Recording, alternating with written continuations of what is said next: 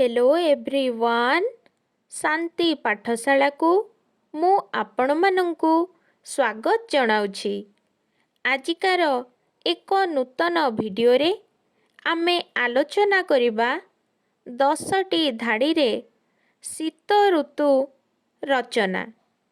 जदि एबे पर्यंत चैनल को सब्सक्राइब करि नाहंती तेबे सर्वप्रथमे सब्सक्राइब करिनियंतु एवं पाखरे थिबा बेल आइकन को प्रेस करि दियंतु। चलंतु वीडियोटी आरंभ करिबा।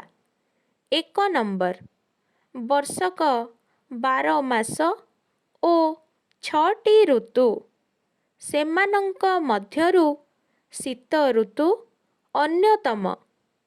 2 नंबर आम देशरे पौष ओ माघ मास को शीत ऋतु कुहा जाए।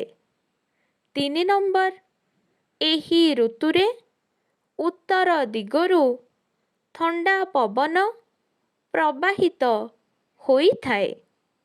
4 नंबर शीत ऋतुरे दिन छोट ओ राति बड़ हुए।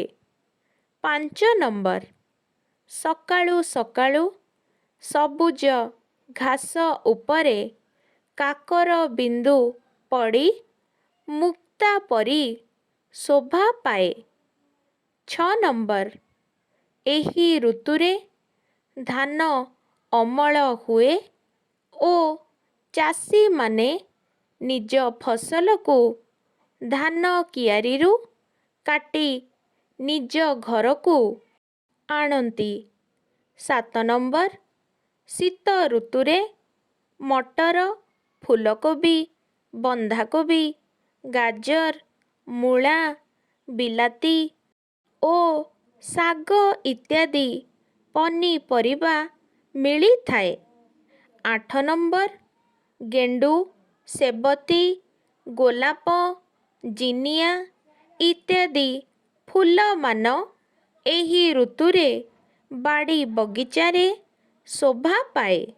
9 नंबर शीत ऋतुरे कमला अंगूर नाशपाती करमंगा सेओ आदि फल मध्य प्रचुर परिमाणरे मिली थाए।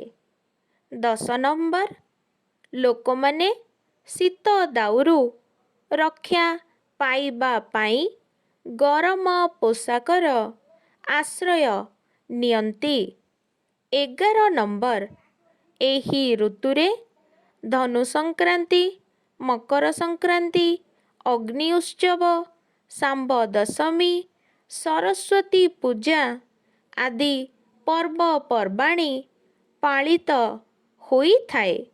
आजिकार भिडियोटी किपरि लागिछि कमेंट माध्यमरे निश्चय जणाइबे एवं लाइक शेयर सब्सक्राइब करने को जमारू भूलिबेनी।